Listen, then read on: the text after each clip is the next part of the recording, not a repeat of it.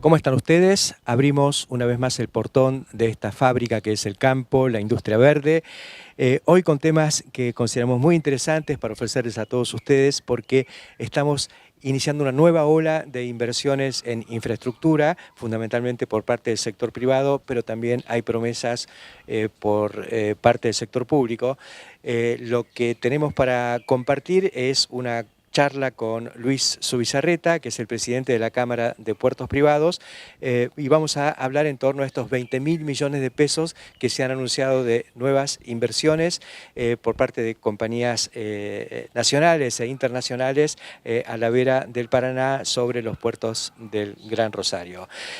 Conversaremos luego con Jorge Jantus, que pertenece a la empresa Total Gas, con una propuesta muy interesante que es el desarrollo de equipos, digamos, estacionarios que pueden motorizar desde generadoras eléctricas hasta equipos de riego a través del GLP en mezcla con gasoil, un tema que permite una reducción importante de costos. Sabemos que el costo es el factor limitante en el riego en la Argentina, así que es un tema que vale la pena analizar y escuchar muy a fondo cómo es esta propuesta. Conversaremos con Santiago Corti de la firma Crinigan sobre distintos microorganismos que coadyuvan a la solubilización de nutrientes y mejoran la respuesta de los cultivos. Y hablaremos finalmente con Jorge Castro, como lo hacemos de manera habitual, posicionando a esta revolución de los alimentos y de la bioenergía de la Argentina hacia el mundo. Estos son entonces los temas que vamos a compartir con todos ustedes en esta edición de El Campo, la Industria Verde.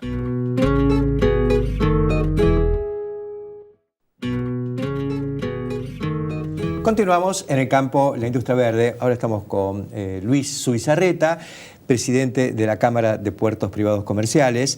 Y el motivo de la convocatoria, Luis, es todo este movimiento que empieza a haber en torno a obras de infraestructura que tienen que ver tanto con lo que sucede en los puertos. Se han anunciado obras muy importantes, tanto por parte del sector privado como también por parte del gobierno, y la cuestión ferroviaria que también tiene sus avances o sus temas en debate, ¿no? Primero vi que el jefe de gabinete estuvo en la zona de Timbúes, estuvo recorriendo ahí instalaciones portuarias, estuvo hasta con los chinos de COFCO y ahí se hicieron anuncios de mucho impacto. Efectivamente, por primera vez vino un jefe de gabinete a visitar ese polo tan importante para la Argentina. Que no figuraba en el Google Earth hace 7, 8 años. Exactamente. Todas esas inversiones enormes que se han hecho últimamente de la mano de una ley de puertos que incentivó las inversiones privadas, y lo acompañó el ministro Dietrich, y ahí anunciaron, como vos decís, dos patas, digamos. Por un lado, los privados, que vemos que la Argentina con las nuevas reglas de juego va a crecer en su producción, afortunadamente, y vamos a tener más para exportar, entonces vamos a necesitar más puertos y vamos a necesitar puertos más eficientes que los que ya tenemos, que ya son eficientes. Y entonces, por un lado, anunciaron esa catarata de inversiones que se viene. 20.000 millones de dólares. 20.000 millones de pesos. De pesos, perdón. Y por otro lado, también trajeron la buena noticia de que finalmente el Estado Nacional se va a poner con foco en todas las obras de acceso que impactan fuertemente en todas esas localidades que están cerca de los puertos. El anillo, ¿no? El anillo circunvalar de Rosario, sí, y los accesos a los puertos van a complementar en definitiva estas inversiones que se están haciendo en los puertos. Y otra de las cruzadas que está llevando la Subsecretaría de Puertos y también el Ministerio de Trabajo es reducir los costos. Al final la Argentina está lejos de los mercados. Tenemos que ser muy eficientes en los costos logísticos para poder competir con otros países que están creciendo en su producción agroindustrial, como Brasil o como los Estados Unidos. Y para eso, tenemos que tener costos competitivos. Ni siquiera tenemos que ser más baratos, tenemos que tener... Y en algunos rubros, la Argentina tiene kiosquitos o situaciones en donde acumuló grasas con los precios altos. Y bueno, creo que el gobierno está poniéndole foco en tratar de ser competitivos, tener puertos eficientes. Acá hace 20 años, digamos, cuando se desreguló y vinieron las inversiones en los puertos, de pronto la Argentina se hizo el dragado de la hidrovía, tomó una competitividad que preocupó a los americanos. Acá venían a ver qué pasaba con la hidrovía, cómo era esto, porque ellos estaban atrasados con la hidrovía del Mississippi, con los puertos en el Golfo, y el canal de Panamá era chico. Bueno, ahora hicieron nuevos puertos, están trabajando mejor en la hidrovía del Mississippi y está el canal de Panamá nuevo. Los contrarios también juegan. Exactamente, juegan y por eso nos tenemos que afilar. Sí. Y creo que uno de los desafíos, vos hablabas por un lado de los puertos, tenemos puertos muy buenos y que compiten, bueno, con Brasil ni hablar, creo que mucho más eficientes que los brasileros y que están a la altura del primer mundo. Pero la otra pata que nos falta es la logística interna y ahí vos introducías el segundo tema que era el ferrocarril. Creo que la Argentina tiene mucho para crecer en el norte, que es la zona más pobre del país, es la zona con mayor población y es la zona en donde tenemos un grave problema, que es que la gente está trabajando para el Estado, básicamente, para la municipalidad, y tenemos que generar una economía sustentable, digamos, cadenas económicas sustentables. Una es la agroindustria, claramente. El norte tiene mucho para crecer en área, como vos sabés, y en productividad. Pero solo va a suceder si tiene una logística eficiente y barata. Hay una situación interesante en esto, que es que en el norte, ahora que se anunció que este año permanecen las retenciones en el nivel del 30%, pero se le propuso al norte que va a haber un reintegro o algo, una devolución de ese 5%. Ahora, eso implica, digamos, no es un subsidio, pero es una devolución que de alguna manera atenta contra el desarrollo de la infraestructura. Claro, bueno, creo que acá el desafío es justamente, más o menos, mira, la otra vez hacía la cuenta, para un productor del norte, más del 20% es flete. Sí. Y tenemos que ver cómo ese pedacito se achica y entramos en los costos que tienen los Estados Unidos o Brasil o Paraguay. O sea, no estamos hablando acá de pretender entrar en Alemania, al nivel de Alemania. Y eso no es tan complicado, es empezar a utilizar el tren. El gobierno está invirtiendo mucha plata en la infraestructura ferroviaria y está muy bien que lo haga porque el tren es mucho más barato que el camión. Eso es el Plan Belgrano. El Plan Belgrano, y los camiones no se tienen que asustar porque si crece la producción van a tener trabajo y además van a tener un trabajo mucho más digno, que es ir a estos hubs de logística que están cerca del tren, digamos, estar más cerca de su casa, en definitiva, y poder dormir en su casa y hacer fletes cortos con una logística mucho más razonable. Y mucha más producción. Lo que es clave también es que el gobierno, además de hacer esas inversiones en la vía, genere competencia en la vía a través de la ley nueva que ya está promulgada, que es la ley del Open Access, llamada comúnmente el acceso abierto, que genere competencia en todos los corredores ferroviarios. Porque lo que se sostiene desde distintos sectores de la producción, del comercio y demás, es que finalmente el que hoy tiene la concesión de las vías no está cobrando mucho menos que el camión. Claro, bueno, pero eso va a cambiar el día que haya muchos operando en el tren. Vías. Y eso va a significar un paso trascendentísimo, que es inversiones incluso de otras empresas privadas tratando de captar esa mercadería y el círculo virtuoso en donde al haber competencia al final la mano invisible le genera mejores precios a los productores producen más, hay más inversiones y se produce ese círculo de inversiones que creo que claramente la Argentina lo tiene que dar. Mirá, vos vas a Paraguay y si fuiste a Paraguay hace 20 años y vas ahora a la zona productora, hay un universo distinto y tenemos que lograr lo mismo en nuestro norte. Chaco ha crecido muchísimo, Salta, todo el NEA y el NOA tiene un potencial enorme, pero solo va a explotar si tenemos ese tren operando con una infraestructura más nueva que está haciendo el gobierno, pero con competencia en la vía que permita, bueno, que en definitiva, como vos decís, esa inversión de todos los argentinos llegue al productor a través de tarifas más bajas, que es el objetivo, generando más trabajo y al final rompiendo esta situación que hoy existe de que la dependencia del Estado y Ahora, ¿eso está a nivel de debate o ya cuando decís la ley de Open Access? ¿En qué situación? La ley ya existe, incluso fue votada por unanimidad y fue votada en el gobierno anterior, sin embargo con el apoyo del gobierno actual, o sea que ahí hay una ley bien, de que esto hay que hacerlo. Y falta reglamentarla y, bueno, hay una situación, obviamente los concesionarios tienen un contrato que todavía no vence, entonces hay que negociar una inserción de la ley gradual y razonable, pero que tiene que estar bien pautada y estipulada para que vengan los operadores a interesarse en la Argentina y a poner plata en material rodante, en equipos que permitan esta competencia. Vos que estás metido en la agroindustria a fondo y conocés a las grandes compañías operadoras del negocio de productos agrícolas, ¿estás sintiendo que hay interés en invertir en esto?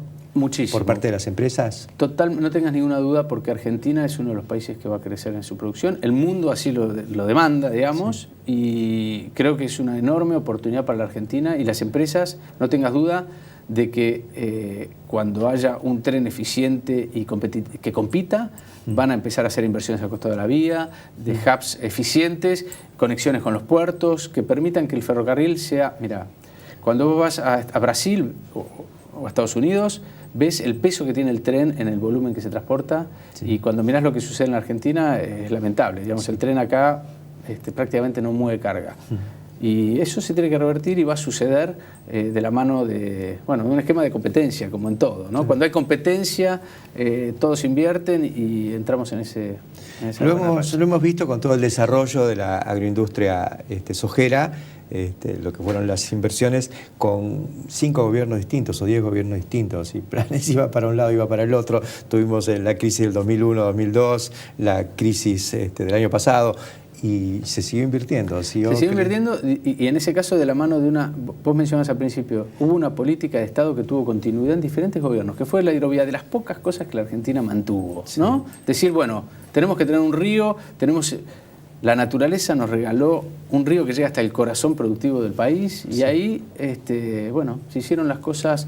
Obviamente siempre se puede haber hecho mejor, pero se hicieron las cosas bien. Yo en el año 94, cuando me tocó estar al frente del INTA, participé de las reuniones del equipo económico en general que conducía Domingo Cavallo, ¿no? Y me acuerdo que cuando se presentó el presupuesto en noviembre del 94, el presupuesto del año 95, faltaban 50 millones para la hidrovía, ¿no es cierto? Y se armó bastante lío, porque el que era el secretario de Vías Navegables decía: necesito esa plata porque está comprometida la obra. Bueno, no apareció la plata. Y se hizo igual, se hizo por peaje. Y yo no sé si el Estado Nacional puso mucha plata en estos 20 años en la hidrovía. Puso un poco, pero no tanta, y creo que el sistema funciona, y tenemos todavía desafíos para que funcione mejor, porque, como decís, los contrarios también juegan, y cuando ven que vos haces las cosas bien, empiezan a también ellos poner la ficha. Así que creo que tenemos todo el desafío, por ejemplo, de incrementar el flujo de la hidrovía hacia el norte, ¿no? Seguro. En donde ha crecido mucho, pero hay mucho por hacer. Brasil tiene una situación logística desesperante para salir por sus puertos del Atlántico, y la salida de una parte de la producción brasilera por nuestros ríos, y la potencialidad de industrializarla acá, porque al final también tenemos que ver si toda esa materia prima que pasa por nuestras narices, crecientemente la industrializamos y podemos hacer crecer nuestro trabajo argentino, incluso con producción que pase por el río. Gracias, Luis Bizarreta, por contarnos un poco cómo estamos en esta cuestión de la infraestructura y ver que de alguna manera estamos con temas en debate y con otros temas en realización. Hay mucho para hacer, sí, pero un gran potencial. Gracias, Héctor. Gracias. Enseguida continuamos.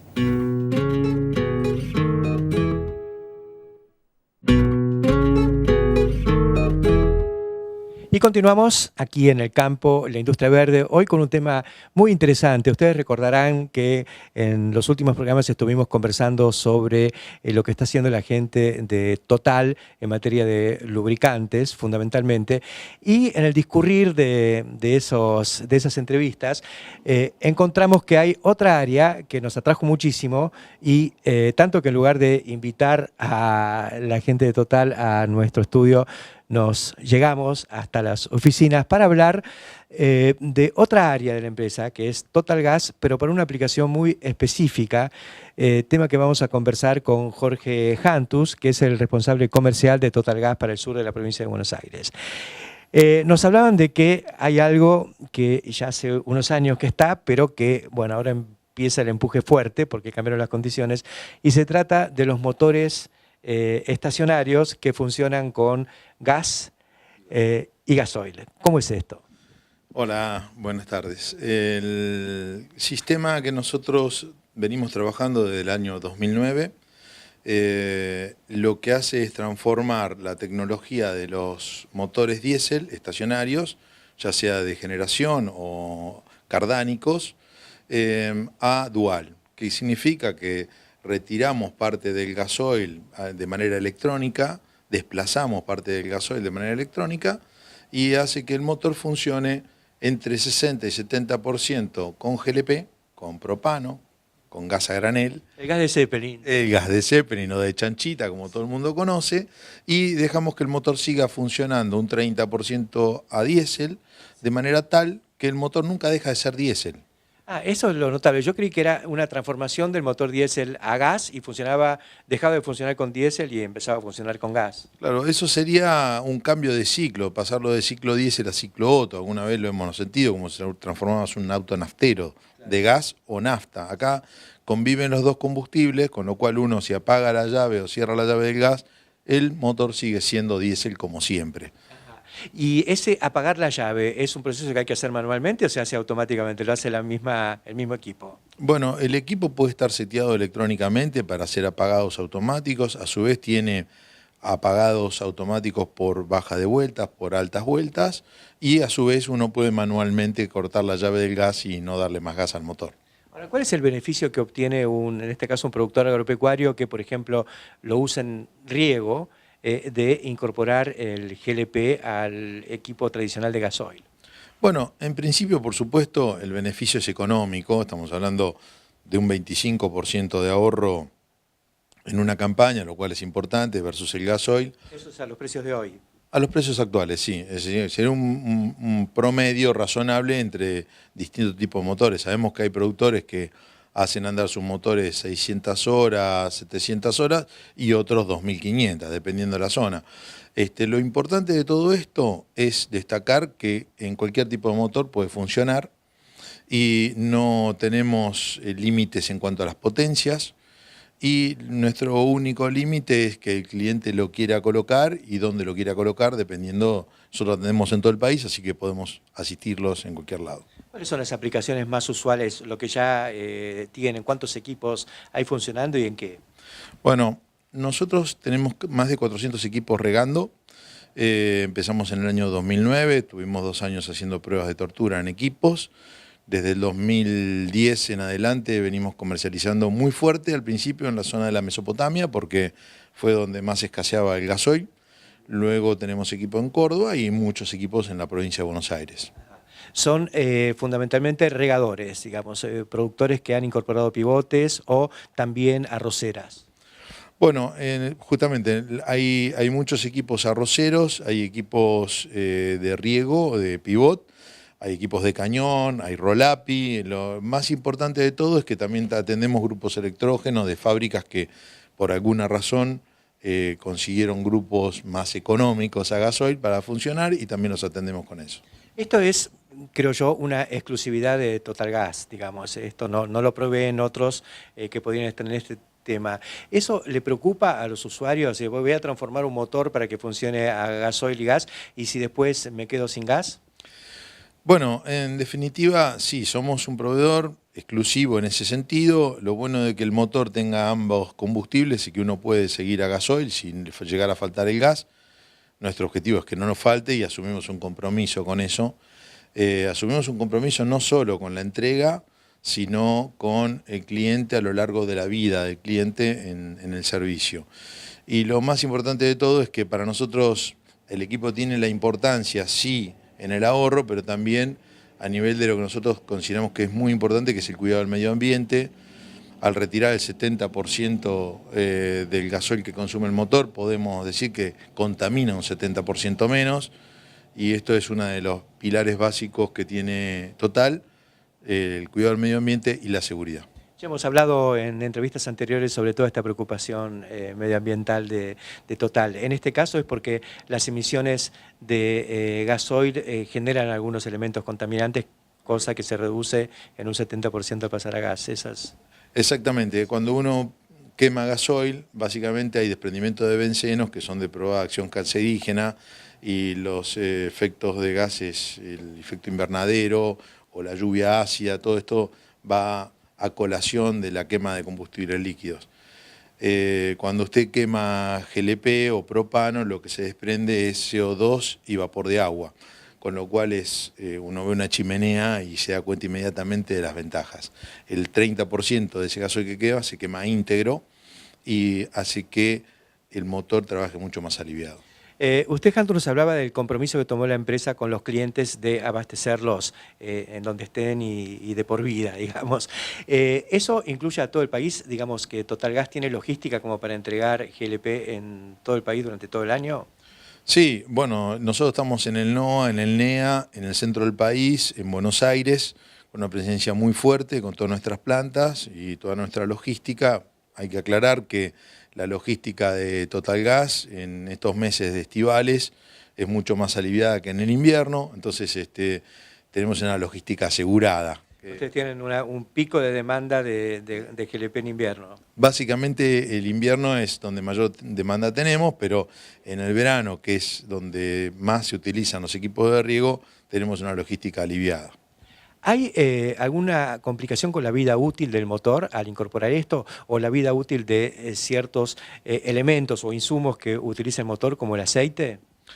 Bueno, básicamente no. La vida útil del motor se estira, mejora y a su vez el aceite, también los cambios de aceite se estiran. Así que uno puede tener hasta un 50% más el aceite en el motor sin ningún problema. Entiendo que es por el mismo principio, al haber menos gasoil hay menos ataque del lubricante.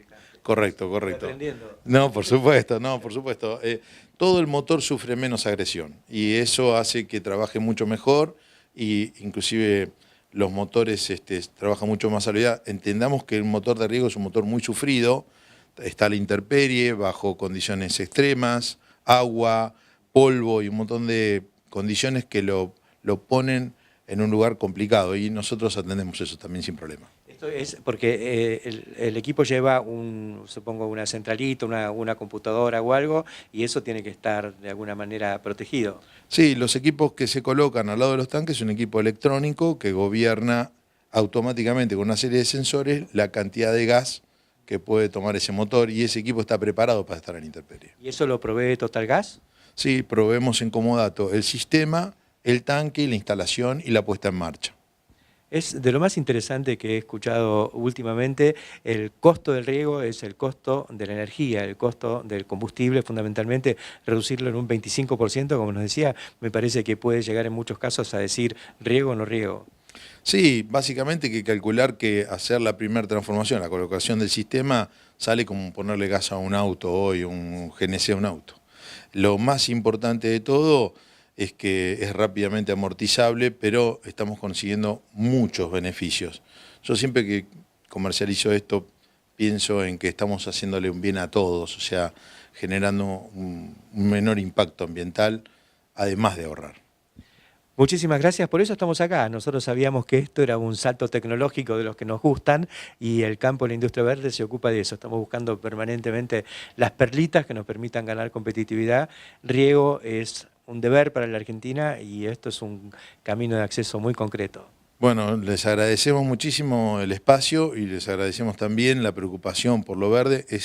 Compartimos esa preocupación, pero creemos que nosotros vamos un paso más allá. Estamos permanentemente buscando innovaciones que ayuden al medio ambiente y a su vez podamos mejorar económicamente la relación con eso. O sea, no siempre luchar por el medio ambiente involucra gastar más. Muchísimas gracias, Jantus, por estos comentarios y nosotros enseguida continuamos aquí en el campo La Industria Verde.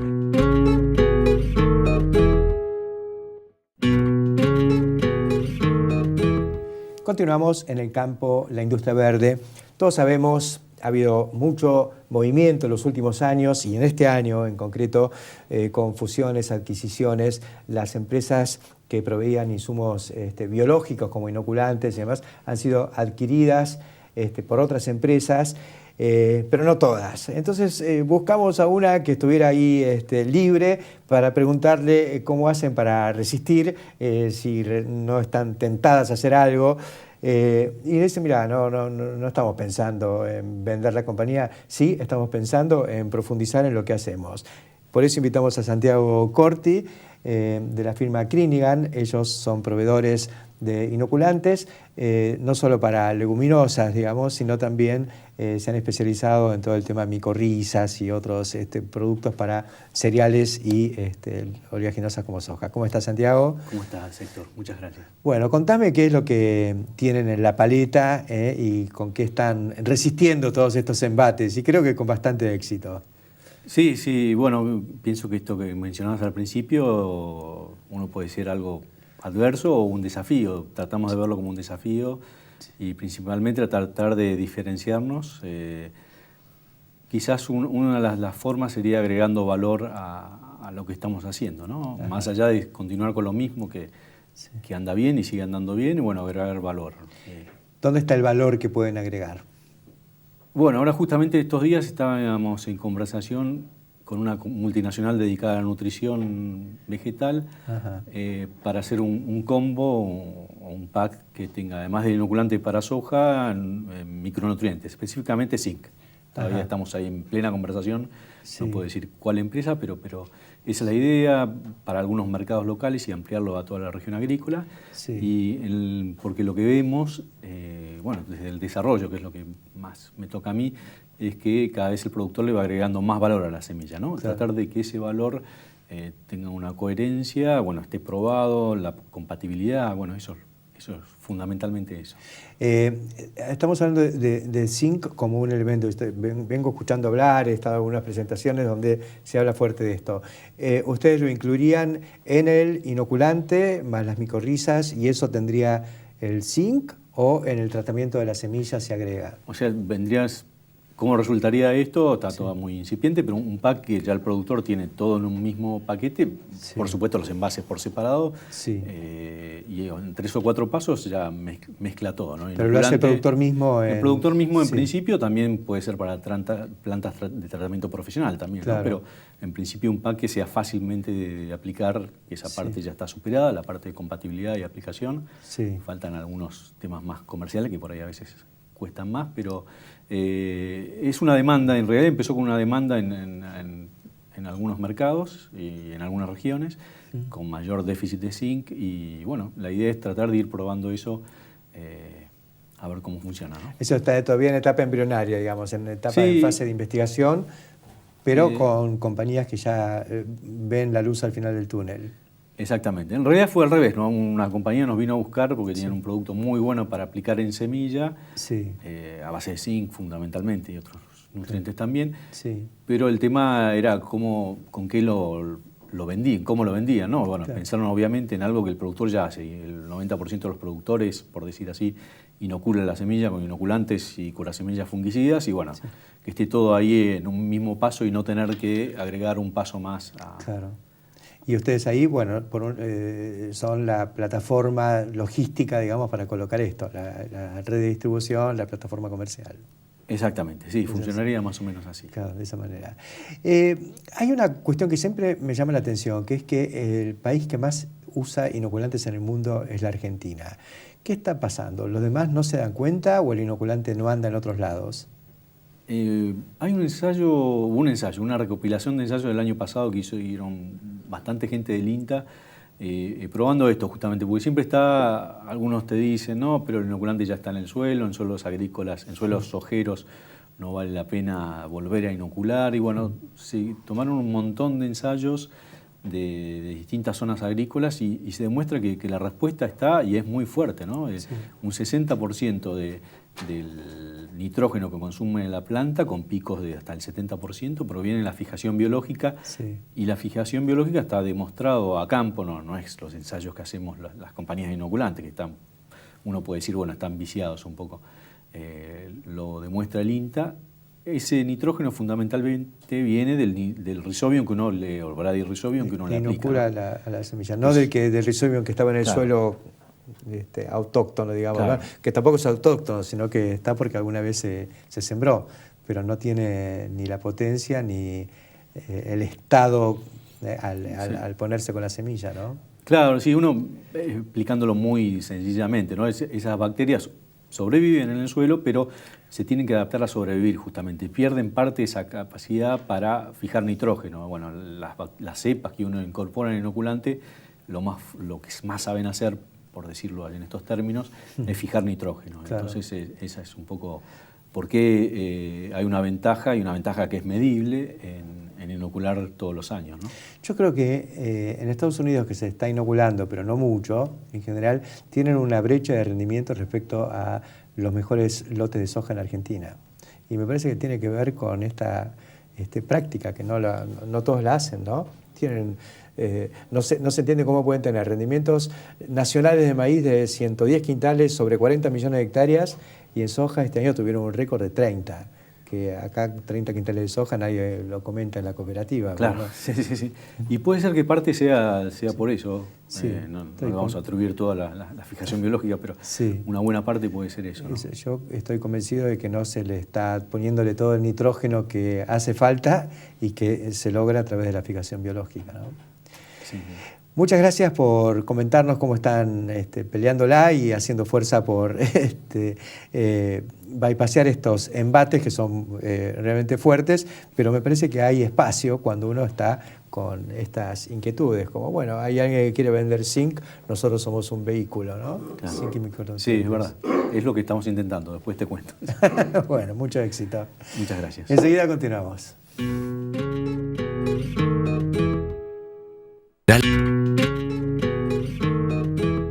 Continuamos en el campo de la industria verde, ahora con Jorge Castro y el espacio que habitualmente compartimos.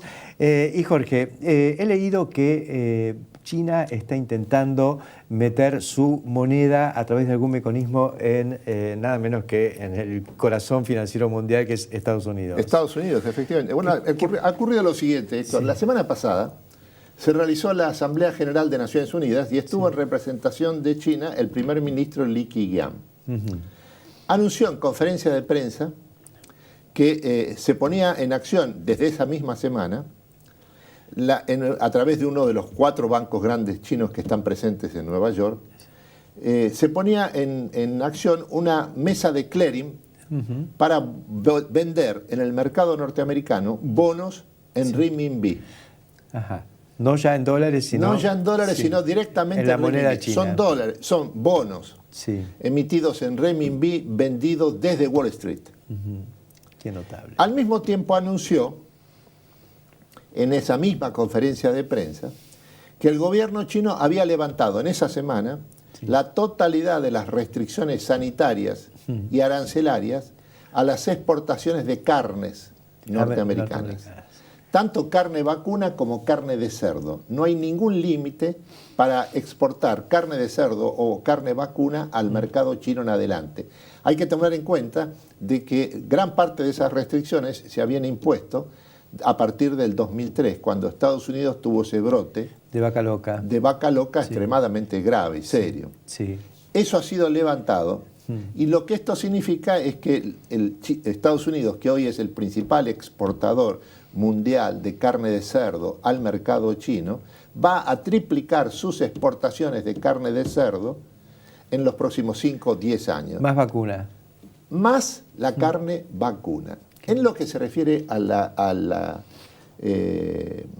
la presencia de China en el mercado norteamericano, y sobre todo en lo que hace al renminbi o yuan, la moneda china, hay que también indicar un tercer hecho. La semana pasada adquirió carácter definitivo la incorporación del renminbi a la canasta de monedas del Fondo Monetario Internacional, que establece el valor de los derechos especiales de giro que emite como bonos el Fondo Monetario Internacional y que actúa como su moneda específica en el mercado mundial.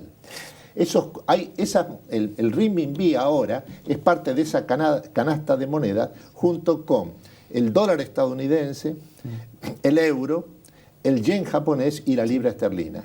La quinta divisa internacional que fija el valor de los derechos de giro del Fondo Monetario Internacional es el yuan o el renminbi a partir de la semana pasada.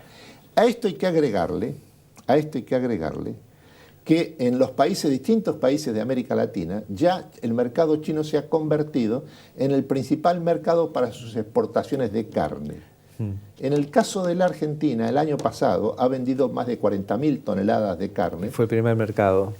Y ha sido el primer mercado para las exportaciones de carne vacuna, ha sido el mercado chino. 39% del total de las ventas externas realizadas por la industria de la carne en la Argentina han sido orientadas al mercado chino. Se considera, con un criterio conservador, que esto es nada más que la fase inicial de un aumento extraordinario de las exportaciones de carne vacuna al mercado chino, en la medida en que no hay ningún tipo de restricciones ni sanitarias ni arancelarias para exportar la carne vacuna al mercado chino. Es increíble y está todo alineándose porque, acuérdate, hace año y medio, 2 años, compraron en Estados Unidos Smithfield, 6.000 o 7.000 millones de dólares, compañía de cerdos y aves, con un desembarco que fue el más fuerte de inversiones duras de China dentro del territorio americano, ¿no? Exactamente, exactamente. Y parece que no le alcanza a los cerdos de Estados Unidos, se llevan todo lo que acá han comprado frigoríficos, en Uruguay, en Argentina. Exactamente, exactamente. Ahora, esto replantea el negocio de las carnes en el mercado mundial. Sí, sí. Y lo transforma a la producción de carnes, tanto carne de cerdo como carne vacuna, en un negocio altamente competitivo, con precios cada vez mayores y con un mercado creciente. Creo que hasta México hizo algo, ¿no? México, por primera vez en la historia, acaba de realizar su primera exportación de carne de cerdo al mercado chino, después de que le han sido levantadas todo tipo de restricciones. Y esto le ha permitido prever que en los próximos 5 o 10 años va a triplicar la producción doméstica, destinando esa producción fundamentalmente a las exportaciones. Al mercado chino, qué interesante. Es impresionante lo que estamos viviendo. Yo decía, acá ya hay 2 de las grandes compañías de trading, son 100% de empresas chinas. Tenemos ya operaciones importantes de crushing de soja y de girasol en el interior de la Argentina que han sido adquiridas por estas compañías. Frigoríficos como el frigorífico que está en el sur de Santa Fe, ahí muy cerca de Venado Tuerto, también un frigorífico que era de Marfrig que se vendió a una compañía china, Foresan. Exactamente. Ahora, esto a su vez hay que ubicar el problema de las carnes entre China y América Latina alrededor sobre todo de la producción de carnes de Brasil, que es el primer exportador mundial. Seguro. Y que ya se ha convertido al mercado chino el destino de sus exportaciones de carne, tanto vacuna como de cerdo. Diríamos, es lo que hay, guste o no, tenemos a China como un mercado muy fuerte, muy firme y tomando posición todos los días. Exactamente, y se trata de aprovechar la oportunidad y el tiempo. Gracias, Jorge, por estos nuevos comentarios acerca de lo que está pasando en el mundo. Y nosotros enseguida continuamos aquí con el cierre de esta edición del Campo en la Industria Verde.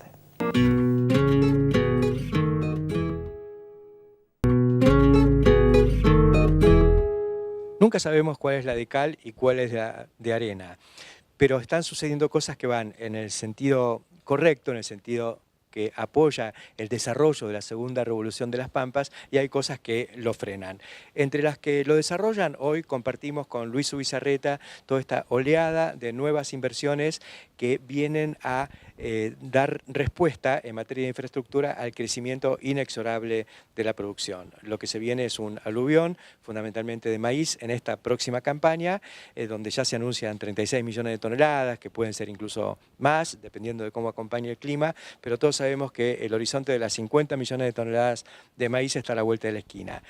Y también para algunos incrédulos o alguien que ha mencionado que uno no se ocupa mucho de lo que ha sido la cuestión de las malezas tolerantes y demás, decimos, nuestra batalla por el maíz en los últimos años apuntaba fundamentalmente a ponerle freno al avance de la tolerancia en malezas y al abuso del uso de glifosato que está tan atado a lo que fue el incremento y el dominio de la soja por sobre los demás cultivos. Bueno, en este momento la mala noticia es que un evento fundamental para dar respuesta ya, una respuesta consistente, hay muchas propuestas, muchas alternativas, pero una que el mercado estaba esperando era Xtend, que es la tolerancia a dicamba por parte de variedades de soja. Bueno, lamentablemente la firma que tenía el expediente para ser aprobado, el Xtend, lo levantó porque no está de acuerdo con el desarrollo que está teniendo el tema de la protección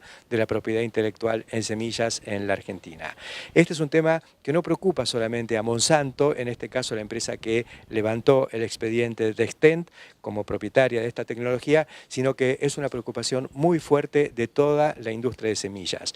No sabemos qué respuesta van a dar otras compañías, pero sí sabemos que el modelo que desarrolló Monsanto, que es primero lanzar una variedad buscando acuerdos con los clientes, con los productores, con una promesa de pago, en algunos casos certificada por una firma, pero que después aparece la presión para no pagar con distintos argumentos y distintas estrategias, y finalmente se llega a un punto en el que las compañías dicen basta, en este caso una, pero sabemos que todas las demás están muy inquietas y muy preocupadas respecto a lo que se va a debatir en el Congreso a través de una ley que mandó el Poder Ejecutivo sin previo consenso, sin previo debate. No necesariamente tenía que haber habido un consenso, pero sí lo que se reclama es haberla podido macerar y analizar en conjunto con la industria, que son finalmente los actores que van a decidir si ponen esto a disposición de los productores en la Argentina y en qué condiciones, o si directamente no lo ponemos.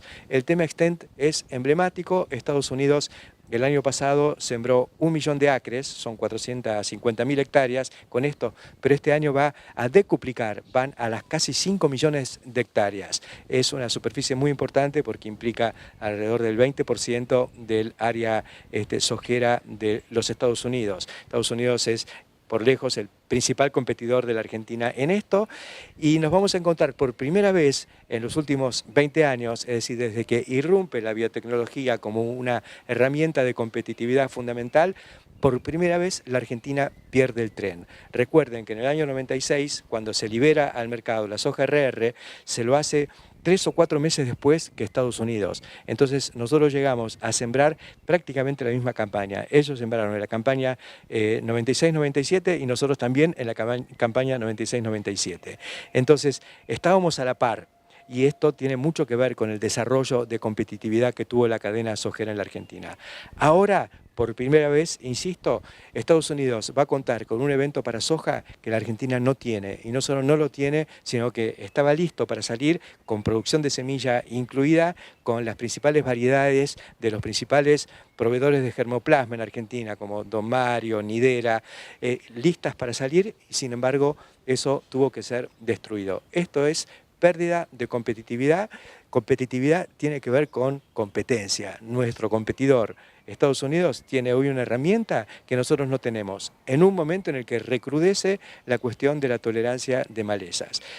Y esta es la foto. El problema es la película, porque si aparte de esto no vamos a contar con Enlist, que es el evento de tolerancia a 2,4-D, no vamos a contar con otros que vienen en el pipeline, no sabemos con qué le vamos a dar a las malezas en los próximos años. Entonces, algún productor que estuvo mencionando estos días, que vio volar campos, veía una nube de tierra fina volando en los campos como sucedía hace 30 o 40 años, antes de la siembra directa en la Argentina, esa va a ser seguramente un escenario que se va a ir repitiendo. Nosotros vamos a pagar con fertilidad lo que no queremos pagar en concepto de propiedad intelectual. Es algo muy serio que está ocurriendo, y alguno, y ya no me preocupa, puede llegar a insistir con que, bueno, Huergo está al servicio de las compañías de semilla por tanta defensa de la propiedad intelectual.